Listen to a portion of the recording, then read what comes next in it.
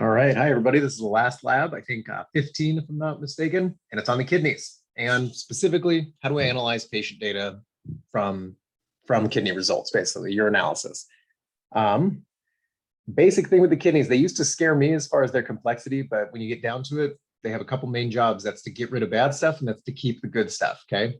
Typically, most of the water that goes through your kidneys throughout all this filtration that we're about to see, it gets reabsorbed.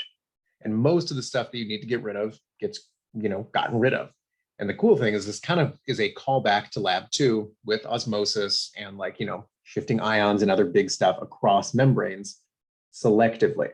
So we'll see that in this massive structure, you have these small units, these little nephrons. They are like basically differential filters. Some allow water absorption, some don't. Some allow ion absorption, some don't. Some kick out ions, some kick out water, vice versa, vice versa. So cool stuff. And even though it's not like as glamorous as some of the other organs, it is super important. And it's typically one of the major things that you see in an aging patient population. So get ready for that in healthcare. Okay, like I said, here's the structure that we're looking at. The kidney is made of these little things, because these little things, these little nephrons, this path right here, oh my God, I was going against the arrow, I'm sorry. This little path right here is basically a way to control what goes in and what goes out. Let's take a look closer. This image right here is probably one of the most helpful it's ever been for me, specifically learning the kidney, honestly, because beforehand for me, it was always like, oh my gosh, there's so much to keep track of. Each specific twist and turn has a job. You can know the jobs of each one. I would, if you're illustrating your study guides, I would try and retrieve this and put it in, note what happens if, number one right here gets deregulated and stuff like that. Okay, so as we enter in with an osmolarity of solutes at about 300, that's about equal to the outside, right? But at this point, as you can tell, water is going to get reabsorbed, and that is going to kind of increase the concentration of the solute. So as this got bigger, as it got bigger from 300 to 1200, that's because water left. Water was following all the solute that's out here. And this number 2 right here, this descending loop, is designed for that. Okay, I don't know why that just quit. Let me just get myself back to that. I don't know why that would happen. Sorry, technical difficulties, right? God, what a pain. Okay.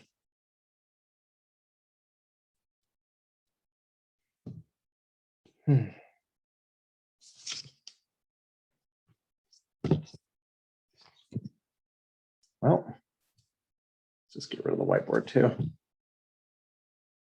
Not 100% sure what's going on here, but let's just give this a shot again. Skip through this part. Sorry. Yeah, start skipping. It's not your fault that this thing is so stupid. Okay, back to where we started. Basically, that number 2 is designed to get out a lot of water. So you reabsorb the water. That means you've concentrated all the solutes, like all your salt, glucose, proteins, whatever else was getting filtered, right? So then at this point, what the ascending loop allows is to reabsorb some of those really important ions, for example, right? So if we're considering those ions, these numbers, see how these are starting to reduce, right? Now it's the ions that are leaving. I should maybe put those in red. Yeah, if we call these red. See how these are all going to leave now and get reabsorbed back to the body, because you don't want to lose all your sodium, your potassium, calcium, chloride in this case too.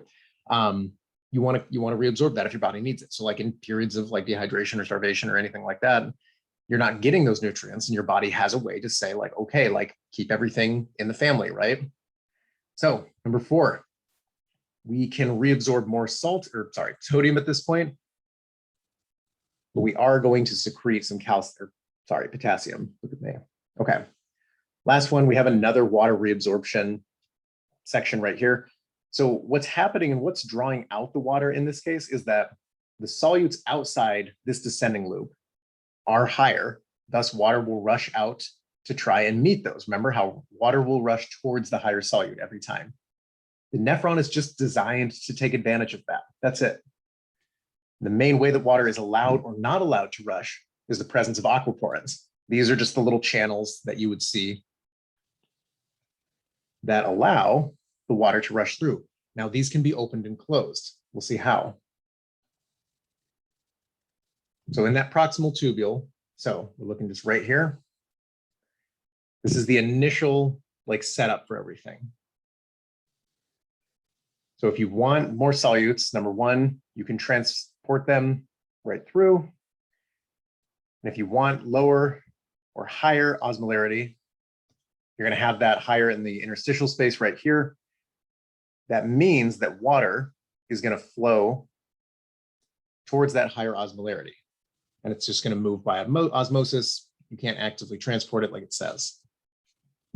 So this is just kind of a zoomed in picture of what is drawing the water out. If you do better with just the broad picture of water follows the solutes, that's also another easy way to manage it.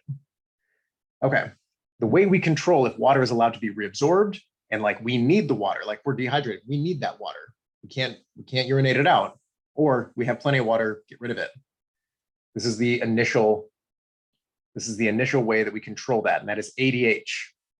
This is a hormone from your pituitary.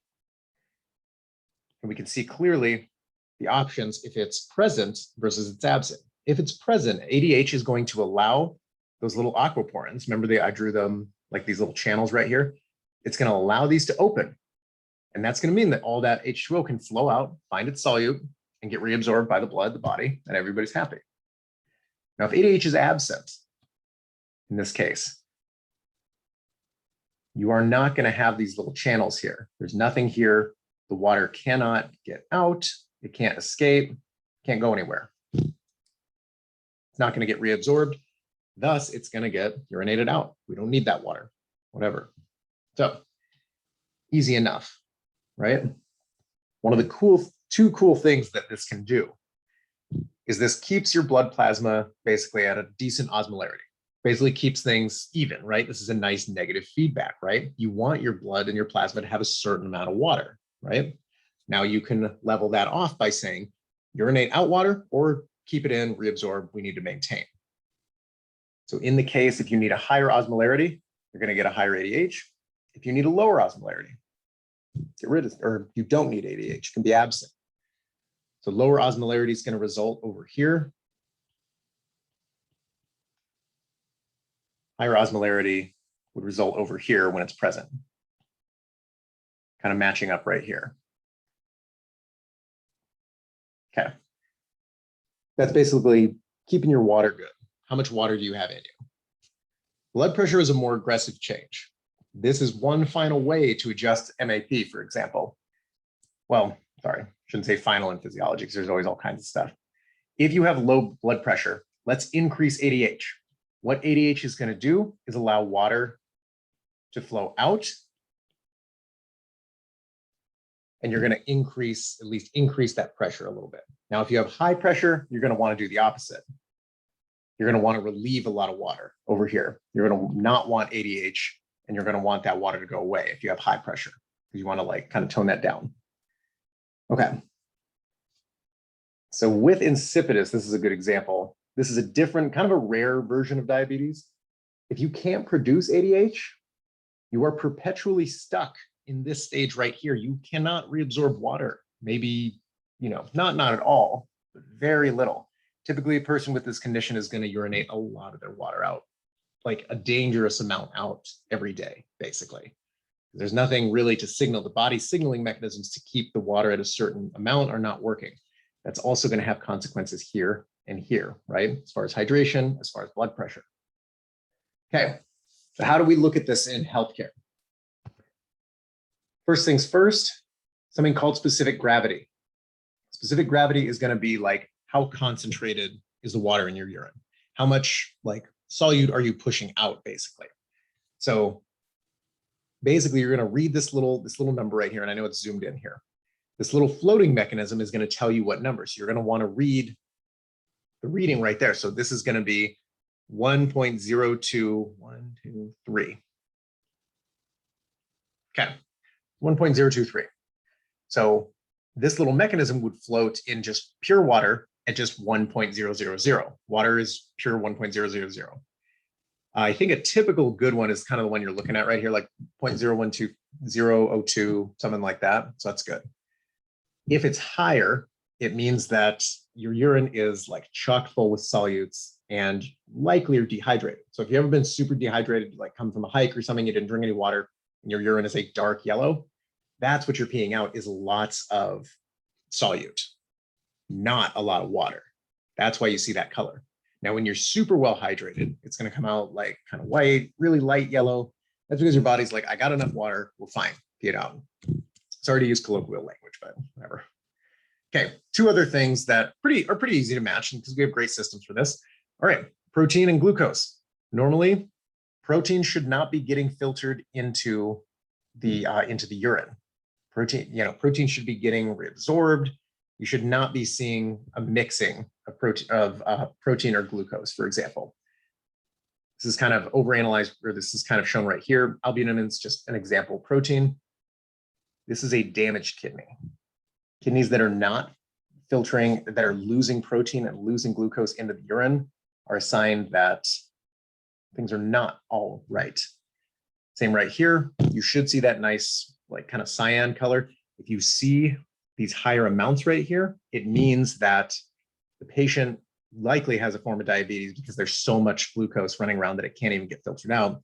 Up here, I think it's like glomerular injury as far as like why you would have protein still circulating in the kidneys. Luckily, when you do the urinalysis, this is all, these little filters are all set up. You'll get to test and see like, okay, are any of these colors right here kind of lighting up? Between those two things and the specific gravity, you should be able to diagnose each of the patients that we'll have in lab. Okay.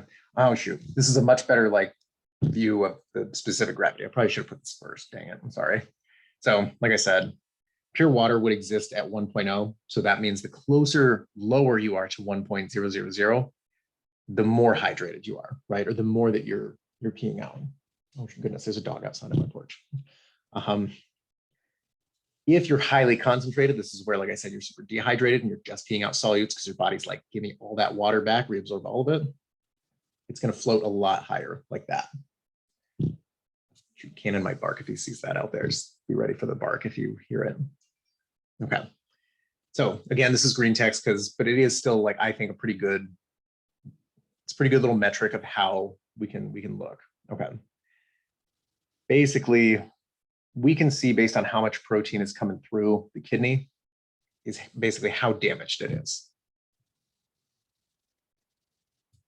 So we can see filtration rate. We can see what levels of protein are making it into the urine when not very much should, if any. That should get reabsorbed and used in a different way. All right, so we saw insipidus. If you can't make ADH or you can barely make it, you're not going to be able to reabsorb a lot of that water you just drank. So that's tough. And oh no, you can never drink again. Shoot, look at what alcohol is going to do to you. Last thing. Oh yeah, it's going to fry your brain. It's going to burst your heart. It's going to fry your liver. Oh no. And then look, it ruins ADH function.